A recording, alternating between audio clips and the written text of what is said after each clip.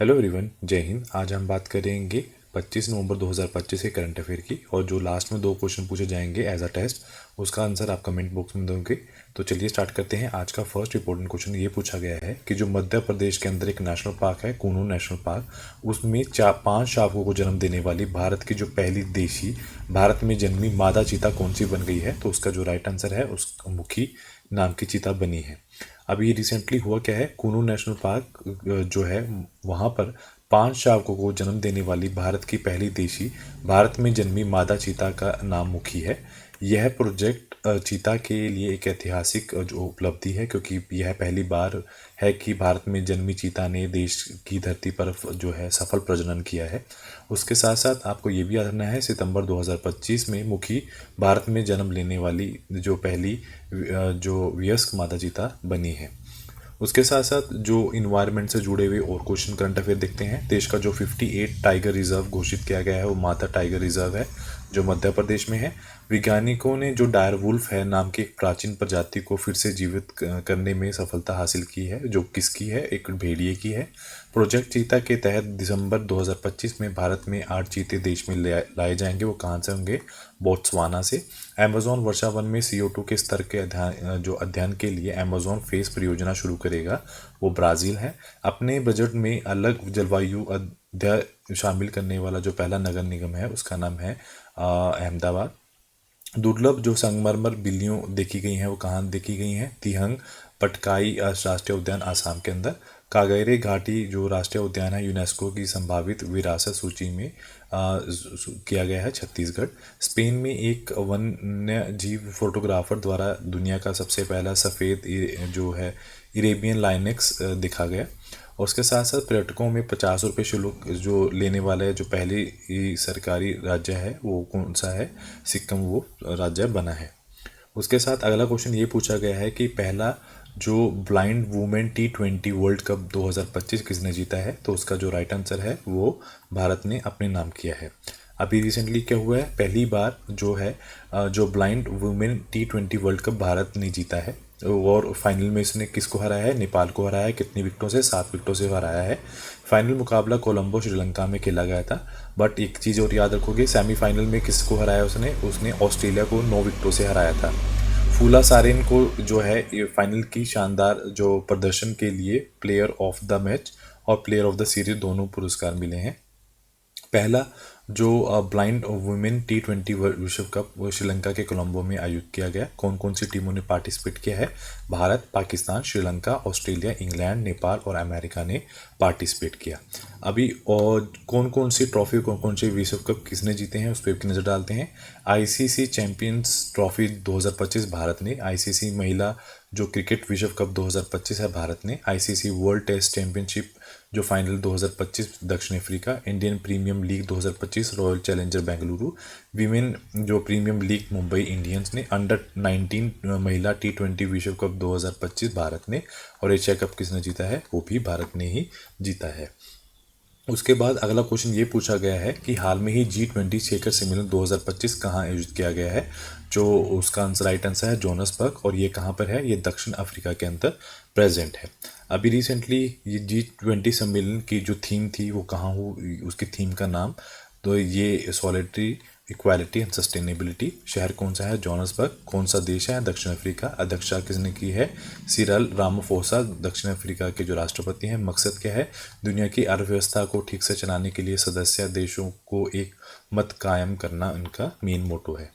अब क्वेश्चन ये भी चलता है कि जो G20 शिखर सम्मेलन है, उसमें कौन कौन सी अर्थव्यवस्था शामिल है। तो आपको याद रखना है, ग्रुप ऑफ 20 दुनिया की सबसे बड़ी अर्थव्यवस्थाओं का समूह है, जिसकी स्थापना 1999 में एशियाई वित्त संकट के बाद की गई थी। पावर की बात करें, दुनिया का लगभग 85% GDP, 75% विश्व व्यापार, 56% जनसंख्या और 60% जो है भूमि क्षेत्र कवर करती है। इसके अंदर 19 देश हैं, एक यूरोपीय संघ है और एक अफ्रीकी संघ है। अगर हम सदस्यों की देश की बात करें तो अर्जेंटीना, ऑस्ट्रेलिया, ब्राज़ील, कनाडा, चीन, France, Germany, Bharat, Indonesia, Italy, Japan, दक्षिण कोरिया, मैक्सिको, रूस, सऊदी अरब, दक्षिण अफ्रीका, तुर्की, UAE, अमेरिका और यूरोपीय यूरोपीय संघ और अफ्रीका, ये सारे देश शामिल हैं।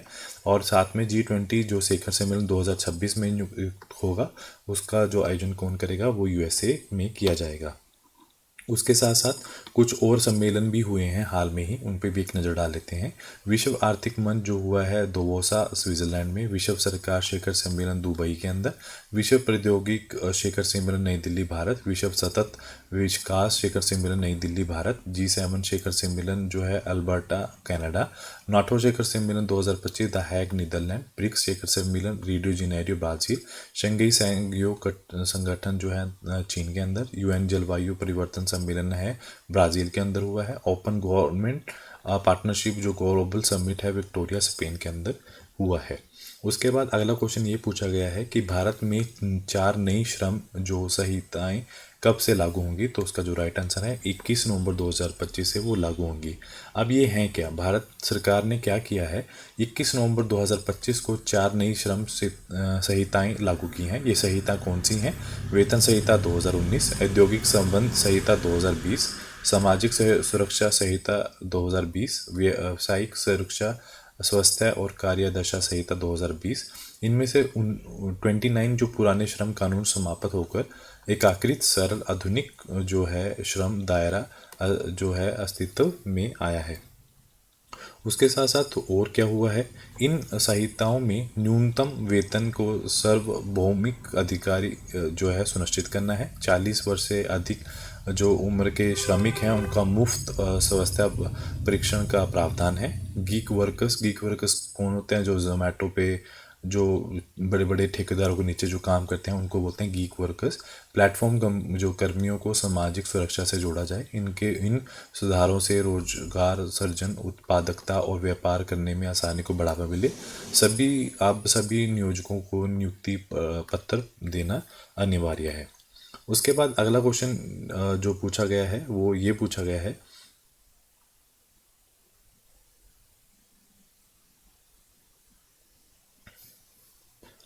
कि रामकृष्ण मिशन का जो पहला पूर्वोत्तर कॉलेज कहाँ स्थापित किया गया है, तो उसका नाम है सोहारा में इसको स्थापित किया गया। अब क्वेश्चन ये है सोहारा है कहाँ पर, तो आप ये सोहारा है कहाँ पे, ये मेघालय में है, तो उसका मतलब ये मेघालय के अंदर स्थापित किया गया है। तो जो मुख्यमंत्री हैं जो मेघालय के कॉनरॉड के सांगमा ने सोहारा में रामकृष्ण मिशन के जो पूर्वोत्तर कॉलेज का उद्घाटन किया है। यह पूर्वोत्तर भारत में रामकृष्ण मिशन का जो पहला उच्च शिक्षा संस्थान है और इसके साथ साथ इस कॉलेज में युवाओं को गुणवत्तापूर्वक शिक्षा और के नए अवसर मिलेंगे। अब क्वेश्चन ये क्या है कि रामकृष्ण मिशन की स्थापना कब हुई है, तो 1 मई 1897 को स्वामी विवेकानंद द्वारा इसकी स्थापना हुई है। इसका जो मुख्यालय है बलेरू मठ, हावड़ा, पश्चिम बंगाल में स्थित है। संगठन का काम क्या है, मुख्य उद्देश्य क्या है? स्वयं के मोक्ष के लिए तथा जगत के हित के लिए कार्य करना। रामकृष्ण मिशन का जो आधार है वेदांता दर्शन और कर्मयोग है। यह संगठन शिक्षा, स्वास्थ्य, सामाजिक सेवा और आध्यात्मिक अध्ययन में कार्य करता है। रामकृष्ण मिशन के जो विश्व भर की बात करें 200 से अधिक जो है केंद्र हैं। यह संस्था रामकृष्ण परमहंस की शिक्षाओं पर जो स्वामी विवेकानंद की दृष्टि पर आधारित है। उसके बाद अगला क्वेश्चन ये पूछा गया है कि हाल में ही वर्ल्ड बॉक्सिंग कप फाइनल्स 2025 में कितने स्वर्ण पदक जीते हैं भारत ने, तो उसका जो राइट आंसर है 9 स्वर्ण पदक भारत ने अपने नाम किया है। अब क्वेश्चन ये है जो वो भारत ने वर्ल्ड बॉक्सिंग कप फाइनल 2025 में 9 पदक अपने नाम किए हैं। स्वर्ण पदक की बात करें, यह जो प्रतियोगिता है वो ग्रेटर नोएडा उत्तर प्रदेश में हुई है। कहाँ पर? शहीद विजय सिंह पाठक स्पोर्ट्स कॉम्प्लेक्स में हुई है। अब अगर हम ओवरऑल की बात करें तो 20 पदक हासिल हुए हैं, जिनमें से जो 9 है वो गोल्ड है, 6 रजत हैं और 5 कांस्य हैं। बॉक्सर जब महिला बॉक्सर में जो है 9 में से 7 जो स्वर्ण पदक अपने नाम किए हैं। मतलब अगर पुरुषों और महिलाओं में देखा जाए 9 में से 7 महिलाओं ने लिए हैं, तो महिला का जो प्रदर्शन है वो बहुत ज़्यादा अच्छा रहा है। तो उनमें महिलाओं की बात करें मीनाक्षी, प्रीति, अरुंधति चौधरी, नूपुर ने स्वर्ण पदक जीते हैं और जैस्मिन लैम्बोरिया ने ओलंपिक पदक जो विजेता है वू शी यू को हराकर स्वर्ण पदक अपने नाम किया है। अगर हम पुरुषों की श्रेणी की बात करें, जो सचिन है 60 किलो में और हितेश 70 किलो के अंदर उन्होंने 2 गोल्ड अपने नाम किए हैं। उसके बाद अगला क्वेश्चन ये पूछा गया है कि भारतीय नियंत्रक एवं महालेखा परीक्षक जो है कहाँ वित्तीय लेखा परीक्षा के लिए उत्कृष्ट केंद्र स्थापित कर रहा है, तो उसका जो राइट आंसर है वो हैदराबाद में शुरू कर रहा है। इसका मतलब क्या है? इसका मतलब ये है कि भारतीय जो नियंत्रक व महालेखा परीक्षक हैदराबाद में वित्त लेखा परीक्षा के लिए एक उत्कृष्ट केंद्र स्थापित कर रहा है। इस केंद्र का नाम क्या है? Centre of excellence for financially audit.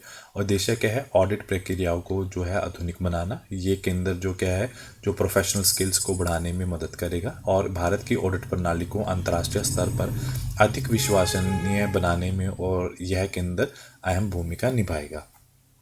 उसके बाद अब कैग है क्या? कैग का मतलब है कि एक नियंत्रक और महालेखा परीक्षक है। कैग ये भारत की एक संवैधानिक संस्था है। और अगर हम बात करें वर्तमान में इसके जो परीक्षक हैं वो कौन है? के संजय मूर्ति हैं। और कैग का काम क्या है? केंद्र जो सेंटर की सरकार होती है, स्टेट की सरकार के खातों को जो लेखा परीक्षक है ऑडिट करना और वित्तीय पारदर्शिता सुनिश्चित करना है। अगर हम संविधान के अनुच्छेद 148 से 151 का जो प्रावधान है वो कैग के पास है। और दुनिया जो कैग की नियुक्ति कौन करता है? राष्ट्रपति द्वारा की जाती है। कैग को हम गार्डियन ऑफ पब्लिक पर्स भी से बोला जाता है। उसके बाद अगला क्वेश्चन ये पूछा गया है कि भारत ने सिकल सेल बीमारी का उपचार के लिए किस नाम से की पहली स्वदेशी क्रिस्पर आधारित जो जीन थेरेपी का अनावरण किया है? पहला क्वेश्चन क्या है? जीन थेरेपी क्या होती है? अगर हमें पता है, देखो जो हमारा डीएनए है वो माँ बाप से हमें मिलता है, मतलब वो हमारा दोनों का माँ और बाप दोनों का हाइब्रिड होता है।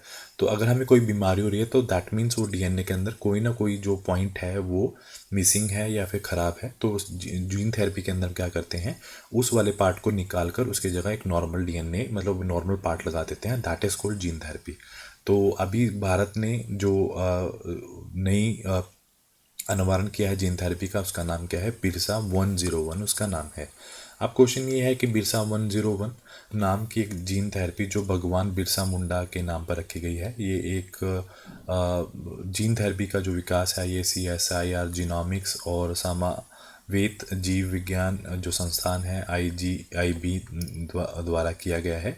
जीन थेरेपी का मतलब क्या है? ये एक ऐसी टेक्नोलॉजी है जिसमें किसी भी बीमारी चिकित्सा का जो इलाज है, रोकथाम है, उपचार जो है वो जीन्स के उपयोग से किए जाते हैं। आपको क्वेश्चन ये भी याद होना चाहिए कि अगर हम क्रोमोसोम्स की बात करें, क्रोमोसोम का जो ये पार्ट होता है, अगर मैं इस टुकड़े की बात करूँ, दैट इज कॉल्ड जीन, मतलब a segment of a chromosome it is called gene. और इस जीन के अंदर क्या होता है? आपका जो डबल हेलिकल डीएनए होता है, डीएनए इज प्रेजेंट। डीएनए का होता है डीऑक्सी राइबोज न्यूक्लिक एसिड है, और ये एक ऐसा केमिकल होता है जो पास होता है from parents to the offspring. यही अकेला एक ऐसा होता है, इसीलिए इसको जेनेटिक इन्फॉर्मेशन भी बोला जाता है। अगला क्वेश्चन ये पूछा गया है कि हाल में ही भारतीय जो सेना का किसके लिए एक जो बौद्धिक संपदा अधिकार दिया गया है? तो वो उसका राइट आंसर है 3 परत वाली जो डिजिटल प्रिंटेड वर्दी है उसको दिया गया है। तो हाल में ही हुआ क्या है, अभी भारतीय सेना ने अपनी जो नई कॉम्बैक्ट यूनिफॉर्म में यूज़ किया गया एक डिजिटल प्रिंट डिज़ाइन को एक इंटेलेक्चुअल प्रॉपर्टी राइट दिया है। यह डिज़ाइन जो पैटर्न है सेना का अलग अलग इन्वायरमेंट में बेहतर कॉम्बोफ्लाज, मतलब कॉम्बोफ्लाज का मतलब छिपाव, मतलब अपनी बैकग्राउंड को देख के उसमें छिप जाना ताकि आपको जो दुश्मन है वो देख ना पाए, उसमें करने में मदद करता है। अगर हम कॉम्बैक्ट यूनिफॉर्म की बात करें तो उनको 2 लोग जो है विकसित करेंगे। First NIFT that is national institute of action technology और आर्मी डिज़ाइन ब्यूरो द्वारा विकसित की जाएगी। उसके साथ साथ अब ये डिज़ाइन सिर्फ नेता जो सिर्फ सेना के लिए अधिकृत है। अगर कोई भी इसे सेम पैटर्न डिज़ाइन से बनाएगा तो उस पर कानूनी कार्रवाई की जाएगी। कॉम्बैक्ट यूनिफॉर्म में 3 परतें हैं, आउटर, इनर और थर्मल। आउटर क्या है? डिजिटल प्रिंट है जो कॉम्बोफ्लाज कपड़ा है जो मतलब आपके बाहर का जो वातावरण है उसमें वो अच्छे से फिट हो जाएगी। इनर लेयर क्या है? एक हल्का मटेरियल है ताकि सांस लेने में आसानी हो। और थर्मल क्या है? तापमान को कंट्रोल करने वाली परत है। अब क्वेश्चन क्या है, व्हाट इज़ इंटेलेक्चुअल प्रॉपर्टी? जब कोई व्यक्ति कोई नया इनोवेशन करता है तो अपने बनाए गए जो आविष्कार पर कानूनी अधिकार रखता है, तो उसका जो काम है तो वो बिना अनुमति से कोई इसको यूज़ नहीं कर सकता, उसको उसकी अनुमति लेनी पड़ेगी। That is called intellectual property. उसके उसके साथ नेक्स्ट क्वेश्चन जो पूछा गया है वो ये पूछा गया है कि हाल में ही एक लॉन्च किया गया है पोर्टल जिसका नाम है TIA। TI का मतलब ये है trade intelligence and analytic protocol है, पोर्टल है जो किसने लॉन्च किया है, किस फोल्ड में लॉन्च किया गया है, तो वो ट्रेड एंड कॉमर्स में वो लॉन्च किया गया है। अब क्वेश्चन ये है कि हुआ क्या है। आपको पता होना चाहिए कि कॉमर्स और जो आपके इंडस्ट्री जो मिनिस्टर हैं पीयूष गोयल, तो उन्होंने क्या किया है, एक पोर्टल लॉन्च किया गया है TIA, जिसका मतलब है ट्रेड इंटेलिजेंस एंड एनालिटिक्स। और इसका जो काम है, ये इंडियन एक्सपोर्ट को नेशनल और इंटरनेशनल ट्रेड से संबंधित डाटा प्रदान करता है। इस पोर्टल को जो है department of commerce, ministry of commerce and industry ने डेवलप किया है। अगर हम बात करें जो ट्रेड इंटेलिजेंस ऑफ एनालिटिक की, तो ये एक ऑनलाइन पोर्टल है जिसे ग्लोबल और नेशनल ट्रेड से डाटा मिलता है।